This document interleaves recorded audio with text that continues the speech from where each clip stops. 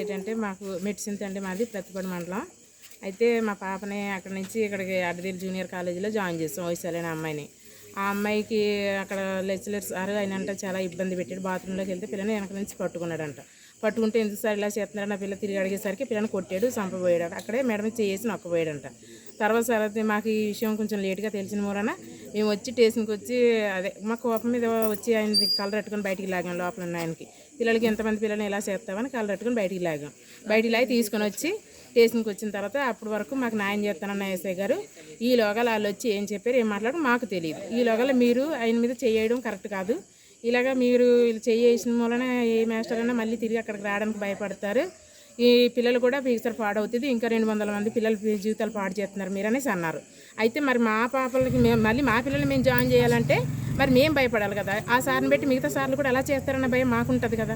మరి మాకు న్యాయం జరగాలి కదా. మరి మేము న్యాయం జరగాలని మేము వచ్చినప్పుడు ఆయన మా మీద అలా మాట్లాడారు. మరి అది ఎంతవరకు కరెక్ట్ మాకు తెలియదు. మాకైతే ఏదో ఒకటి న్యాయం చేయమని మేము కోరుకుంటున్నాం. మేము మిగతా పిల్లల్ని జాయిన్ చేయాలంటే మాకు భయం అవుతుంది. అదే కాలేజీలో కాదు కానీ ప్రతి కాలేజీలో లేదు జరుగుద్దనే భయం మాకుంది. మా పిల్లల్ని ఏం చేయాలి, మా పిల్లల భవిష్యత్తు ఏం చేస్తారు, అది మేము కోరుకుంటున్నాం. మాకు న్యాయం జరగాలని. నా పేరు చోళ కృష్ణారెడ్డి, తొక్కపాలెం గ్రామం, అడ్డతీగల మండలం. అలాగే అడ్డతీగల ప్రభుత్వ జూనియర్ కళాశాలలో ఒక వారం రోజుల క్రితం ఒక అమ్మాయి మీద మేరం వైశాలి అనే అమ్మాయి మీద లెక్చరర్ లైంగికంగా వేధించాడు అని ఆ పిల్ల వాళ్ళ తల్లిదండ్రులతో చెప్తే వాళ్ళ తల్లిదండ్రులు వాళ్ళ చుట్టుపక్కల బంధువులందరూ న్యాయం కోసం పోలీస్ స్టేషన్కి రావడం జరిగింది. అయితే పోలీస్ స్టేషన్కి వచ్చి న్యాయం కోసం అడిగితే తిరిగేసి వాళ్ళ మీదే కేసులు పెట్టే పరిస్థితి ముందు ప్రభుత్వంలో ఉంది, ఈ ప్రభుత్వంలో కూడా అలాగే జరుగుతుంది. దయచేసి చంద్రబాబు నాయుడు గారు ఈ యొక్క విషయం ప్రజదాకా తీసుకుని వెళ్ళి ఈ యొక్క గిరిజన బిడ్డలకి న్యాయం చేసి లెక్చరర్ మీద తగు చర్యలు తీసుకోవాలని మనస్ఫూర్తిగా కోరుకుంటున్నాం.